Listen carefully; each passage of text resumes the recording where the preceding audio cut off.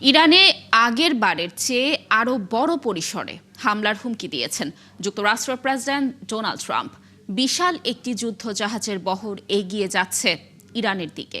হামলা এড়াতে ইরানকে চুক্তির আহ্বান জানিয়েছেন ট্রাম্প। এদিকে চলমান উত্তেজনার মধ্যেই নিজেদের আকাশসীমা বন্ধ করে দিয়েছে ইরান। কৌশলগতভাবে অত্যন্ত গুরুত্বপূর্ণ হরমুজ প্রণালী এবং এর আশপাশে সামরিক মহড়ার ঘোষণা দিয়েছে তেহরান। নাহিদা রিন্থির প্রতিবেদন। মধ্যপ্রাচ্যে উত্তেজনা আবারও নতুন মাত্রায়। বিশাল একটি যুদ্ধ জাহাজের বহর ইরানের দিকে এগিয়ে যাচ্ছে জানিয়ে ইরানে আগেরবারের চেয়েও বড় ধরনের হামলার হুমকি দিয়েছেন যুক্তরাষ্ট্রের প্রেসিডেন্ট ডোনাল্ড ট্রাম্প।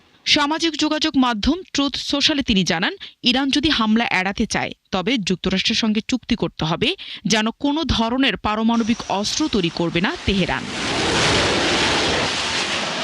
এর আগে স্থানীয় সময় মঙ্গলবার যুক্তরাষ্ট্রের মধ্য পশ্চিমাঞ্চলীয় অঙ্গরাজ্য আইওয়ার সমাবেশে ট্রাম্প বলেন, ইরান দ্রুতই একটি চুক্তিতে রাজি হবে বলেও তার আশা। আরেকটি সুন্দর আর্মাডা এখন ইরানের দিকে যাচ্ছে। দেখা যাক কি হয়, তবে আমি আশা করি তেহরান খুব দ্রুতই আমাদের সাথে একটি চুক্তি করবে। এদিকে নিজেদের আকাশসীমা বন্ধ করে দিয়ে হরমুজ প্রণালীতে লাইভ ফায়ার মহড়া চালাচ্ছে ইরান। হরমুজ প্রণালী ও তার আশেপাশের এলাকার ভূপৃষ্ঠ থেকে 25,000 ফুট উচ্চতা পর্যন্ত বিমান চলাচল নিষিদ্ধ করা হয়েছে। 25,000 ফুট উচ্চতার নিচে কোনো বিমান দেখা গেলে সেটিকে লক্ষ্যবস্তু করা হবে, সেই সতর্কবার্তা দেওয়া হয়েছে নোটেমে। যুক্তরাষ্ট্রের সামরিক উপস্থিতি বাড়ানোর হুমকিতে তেহরানে প্রতিরক্ষা অবস্থান বা কূটনীতি বদলাবে না বলেও হুঁশিয়ারি দিয়েছে দেশটির পররাষ্ট্র মন্ত্রণালয়। যুক্তরাষ্ট্রের সামরিক হুমকি সমগ্র অঞ্চল অস্থিতিশীল করে তুলবে, বিশেষ করে মার্কিন উপস্থিতি। আমরা দৃঢ়ভাবে ওয়াশিংটনের সামরিক হুমকির বিরোধিতা করি। এছাড়া যুক্তরাষ্ট্রের হামলার আশঙ্কার মাঝে সৌদি যুবরাজ মোহাম্মদ বিন সালমানের সঙ্গে ফোনে কথা বলেছেন ইরানের প্রেসিডেন্ট মাসুদ পেজেশকিয়ান। আলোচনায় আঞ্চলিক স্থিতিশীলতা রক্ষায় ইসলামী দেশগুলোর মধ্যে ঐক্য ও সংহতির গুরুত্ব তুলে ধরা হয়েছে। অন্যদিকে ইরান সরকারের পতন হলে নিজেদের সীমান্তে বাফার জোন তৈরির পরিকল্পনা করছে তুরস্ক। ইরানের ড্রোনের ঝাঁক মার্কিন নৌবহরের জন্য বিশ্বাসযোগ্য হুমকি তৈরি করেছে বলে সতর্ক করেছেন কানাডার এক সামরিক ড্রোন বিশেষজ্ঞ। নাহিদা রিন্থি, ৭১। পরিস্থিতি স্বাভাবিক থাকলে যুক্তরাষ্ট্রের সঙ্গে আলোচনায় প্রস্তুত বলে জানিয়েছে ইরানের জাতিসংঘ মিশন। তবে চাপে পড়লে নিজেকে রক্ষা করবে। মার্কিন প্রেসিডেন্ট ডোনাল্ড ট্রাম্পের অব্যাহত হুমকি ও মধ্যপ্রাচ্যে মার্কিন সামরিক উপস্থিতি ও উত্তেজনার মধ্যে তেহরানের পক্ষ থেকে এই বার্তা এলো। সংবাদ মাধ্যম খালিজ টাইমসের প্রতিবেদনে এই তথ্য জানানো হয়েছে। তবে মার্কিন গণমাধ্যম এক্সিওসের এক প্রতিবেদনে বলা হয়, যুক্তরাষ্ট্রের সঙ্গে চুক্তি করতে আগ্রহী ইরান। মার্কিন প্রেসিডেন্ট ট্রাম্পের একটি সাক্ষাৎকার প্রকাশ করেছে তারা।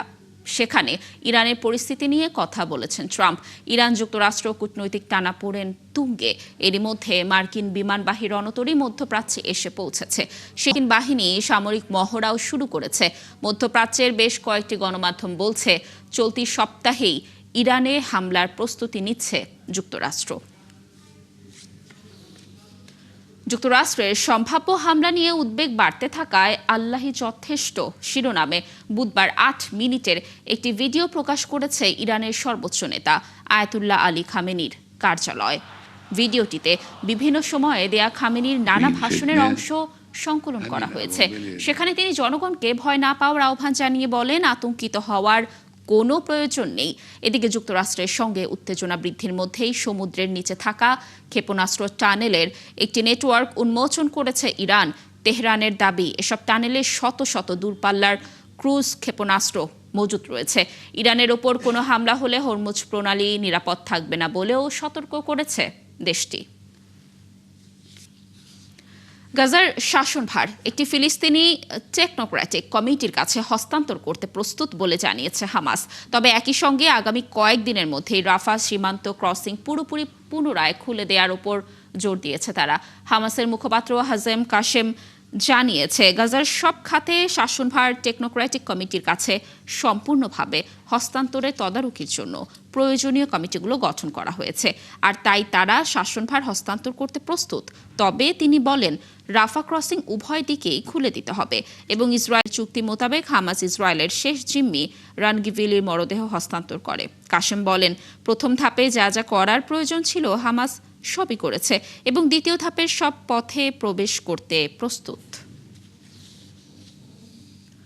পূর্ব জেরুজালেমের আল আকসা মসজিদের দক্ষিণ দিকে অবস্থিত সিলওয়ান থেকে ফিলিস্তিনি বাসিন্দাদের উচ্ছেদ করে সেখানে ইহুদি বসতি স্থাপনের জোর তৎপরতা চালাচ্ছে ইসরায়েলের সুপ্রিম কোর্টের নির্দেশে এই এলাকার ৩২টি ফিলিস্তিনি পরিবারকে আগামী মার্চের মাঝামাঝি নাগাদ ঘরবাড়ি ছাড়ার সময়সীমা বেঁধে দেওয়া হয়েছে। ইতোমধ্যে ওই এলাকায় প্রায় ৪০টি ভবন দখল করে বড় বড় ইসরায়েলি পতাকা উড়িয়ে দেওয়া হয়েছে। তবে সেখানকার ফিলিস্তিনি বাসিন্দারা বলছেন তাদের ভিটেমাটি জেরুজালেমে ইহুদি বসতি স্থাপনের কাজ করে আসা সংগঠন আতেরেত কোহানিমের হাতে তুলে দেওয়ার প্রক্রিয়া চলছে। অন্যদিকে ইহুদি সংগঠনটির নির্বাহী পরিচালক ফিলিস্তিনিদের অবৈধ দখলদার হিসেবে অভিহিত করেছেন। তার দাবি ১৯২৯ সালের আগে এই জমির মালিক ছিল ইয়েমেনি ইহুদিরা। তবে ফিলিস্তিনিরা এই দাবিকে মিথ্যা বলে প্রত্যাখ্যান করেছে। কলম্বিয়ায় একটি বিমান দুর্ঘটনায় এক আইন প্রণেতা সহ ১৫ জন নিহত হয়েছেন। বোগোতা কর্তৃপক্ষ জানিয়েছে বুধবার ভেনেজুয়েলা সীমান্তের কাছে একটি পাহাড়ি অঞ্চলে কলম্বিয়ার একটি টুইন প্রপেলার প্লেন বিধ্বস্ত হয়। এতে যাত্রী এবং ক্রু সহ সব আরোহী নিহত হয়েছেন।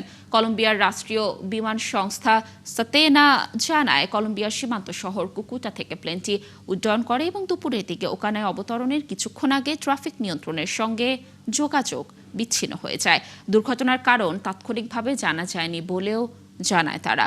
নিহতদের মধ্যে ছিলেন কলম্বিয়া চেম্বার অব ডেপুটির সদস্য ৩৬ বছর বয়সী প্রতিনিধি ডায়োজানাস কুইনটেরো এবং আসন্ন নির্বাচনের প্রার্থী কার্লোস সাসেডো। এদিকে প্রেসিডেন্ট গুস্তাভো পেট্রো সামাজিক মাধ্যমে এক পোস্টে নিহতদের পরিবারের প্রতি গভীর সমবেদনা জানিয়েছেন। চীনের রাজধানী বেইজিংয়ে দেশটির প্রেসিডেন্ট শি জিনপিং এর সঙ্গে বৈঠক করেছেন যুক্তরাজ্যের প্রধানমন্ত্রী কিয়ার স্টারমার। বৈঠকে স্টারমার বলেন চীনের সঙ্গে যুক্তরাজ্য আরও পরিণত ও বাস্তব ভিত্তিক সম্পর্ক গড়ে তুলতে আগ্রহী। জবাবে প্রেসিডেন্ট শি জিনপিং বলেন চীন যুক্তরাজ্য সম্পর্কের পথে অতীতে নানা উত্থান পতন থাকলেও পারস্পরিক সংলাপ ও সহযোগিতা এখন অনিবার্য। ৩ দিনের সফরে চীনে অবস্থান করছেন প্রধানমন্ত্রী স্টারমার। ২০১৮ সালের পরই প্রথম কোনো ব্রিটিশ প্রধানমন্ত্রী চীন সফর করছেন। বৈঠকের পর আজ তিনি বেইজিংয়ের ঐতিহাসিক ফরবিডেন সিটি পরিদর্শন করবেন।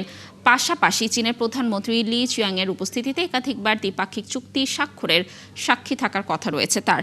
তবে বিশ্লেষকদের মতে পুরোপুরি সম্পর্ক পুনর্গঠনের সম্ভাবনা কম হলেও এই বৈঠককে যুক্তরাজ্য চীন সম্পর্কের ক্ষেত্রে ধীরগতির কূটনৈতিক উচ্চতার সূচনা হিসেবে দেখা হচ্ছে।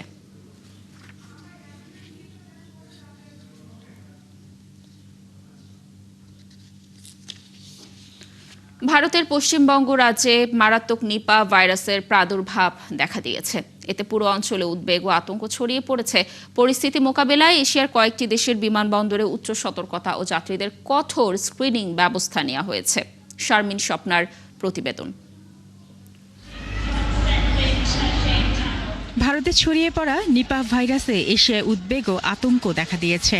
মারাত্মক এই ভাইরাস যাতে ছড়িয়ে না পড়ে সেই লক্ষ্যে থাইল্যান্ডের 3টি বিমানবন্দরে পশ্চিমবঙ্গ থেকে যেসব ফ্লাইট আসছে সেগুলোর যাত্রীদের বাড়তি স্ক্রিনিং করা হচ্ছে। ভারতের সীমান্তবর্তী দেশ নেপালের কাঠমান্ডু বিমানবন্দরেও পশ্চিমবঙ্গ থেকে আসা ফ্লাইটের যাত্রীদের উপর নজরদারি জোরদার করা হয়েছে। এছাড়া ভারতের সঙ্গে স্থলবন্দরগুলোতেও কড়াকড়ি আরোপ করেছে দেশটি। এর আগে চলতি মাসের শুরুতে পশ্চিমবঙ্গে 5 জন স্বাস্থ্যকর্মী নিপাহ ভাইরাসে আক্রান্ত হন। এরপর সতর্কতামূলক ব্যবস্থা হিসেবে তাদের সংস্পর্শে আসা অন্তত 110 জনকে কোয়ারেন্টাইনে রাখা হয়েছে। বিশ্ব স্বাস্থ্য সংস্থা বিশ্বে যে 10টি রোগের ব্যাপারে উচ্চ সতর্কতা দিয়ে থাকে তার মধ্যে একটি নিপাহ ভাইরাস। এই ভাইরাস প্রাণী থেকে মানুষের শরীরে ছড়াতে পারে। এছাড়া আক্রান্তদের মধ্যে মৃত্যুর হারও অনেক বেশি। আর আশঙ্কার কথা হচ্ছে নিপাহ ভাইরাসের কোনো ভ্যাকসিন বা ওষুধ নেই। শারমিন স্বপ্না, ৭১। বিশ্ব ধ্বংসের আশঙ্কা আরও ঘনিয়ে এলো। স্থানীয় সময় মঙ্গলবার bulletin of the atomic scientist তাদের বিখ্যাত ডুমসডে ক্লক ইতিহাসের সবচেয়ে কাছাকাছি নিয়ে এসেছে মধ্যরাতের। বর্তমানে ঘড়িটি মধ্যরাত থেকে মাত্র 85 সেকেন্ড দূরে, যা মানব সভ্যতার সম্ভাব্য ধ্বংসের দ্বার প্রান্তে। গত বছরের তুলনায় এটি 4 সেকেন্ড এগিয়ে আনা হয়েছে। আরও জানাচ্ছেন নাহিদা রিন্থি। মানব সভ্যতার ভাগ্য মাপার সেই প্রতীকী ঘড়ি আবারও ভয়ঙ্কর বার্তা দিল। যে ঘড়ির প্রতিটি টিকটক কাটা আমাদের মনে করিয়ে দেয় পৃথিবী কতটা ঝুঁকির মুখে। বিশ্বজুড়ে যুদ্ধ, পারমাণবিক হুমকি আর কৃত্রিম বুদ্ধিমত্তার অপব্যবহারের আশঙ্কার মধ্যে মানবজাতির শেষ সময় কি আরও কাছে চলে আসছে? সেই বার্তাই এখন বয়ে এনেছে ডুমসডে ক্লক। বিজ্ঞানীরা এই সিদ্ধান্তের পেছনে কয়েকটি গুরুত্বপূর্ণ কারণ উল্লেখ করেছেন। এর মধ্যে রয়েছে রাশিয়া, চীন ও যুক্তরাষ্ট্রের আগ্রাসী পারমাণবিক অবস্থান, পারমাণবিক অস্ত্র নিয়ন্ত্রণ চুক্তির ভাঙন, ইউক্রেন ও মধ্যপ্রাচ্যের চলমান সংঘাত এবং সামরিক ব্যবস্থায় কৃত্রিম বুদ্ধিমত্তা বা এআই এর অনিয়ন্ত্রিত ব্যবহার। পারমাণবিক অস্ত্র, জলবায়ু পরিবর্তন এবং বিঘ্নিত প্রযুক্তির কারণেই আমরা এসব ঝুঁকির মুখে পড়ছি। এই ঘড়ি প্রতি সেকেন্ড গণনা করে যে আমাদের সময় ফুরিয়ে যাচ্ছে। এটি একটি কঠিন সত্য, কিন্তু এটাই আমাদের বাস্তবতা। গেল বছরের তুলনায় এবার ঘড়ির কাঁটা 4 সেকেন্ড এগিয়ে এনেছেন বুলেটিন অব দ্য অ্যাটমিক সায়েন্টিস্টের বিজ্ঞানীরা। তারা আরও সতর্ক করেছেন, এআই প্রযুক্তি জৈব অস্ত্র তৈরিতে অপব্যবহার হতে পারে এবং বিশ্বজুড়ে ভুয়া তথ্য ছড়ানোর ঝুঁকিও বাড়াচ্ছে। এছাড়া যুক্তরাষ্ট্রের প্রেসিডেন্ট ডোনাল্ড ট্রাম্প পুনরায় ক্ষমতায় ফেরার পর গত 1 বছরে পশ্চিম গোলার্ধে উত্তেজনা বেড়ে যাওয়ার বিষয়টিও উদ্বেগের কারণ হিসেবে উল্লেখ করা হয়। বিশ্ব বিপর্যয় থেকে আর মাত্র 85 সেকেন্ড দূরে, যা পৃথিবীর ইতিহাসে এটি সবচেয়ে কাছাকাছি। গত বছর আমরা সতর্ক করেছিলাম বিশ্ব বিপর্যয়ের কাছাকাছি ছিল এবং যে দেশগুলো সবচেয়ে গুরুত্বপূর্ণ অস্তিত্বের ঝুঁকিতে রয়েছে তাদের পথ পরিবর্তন করতে হবে।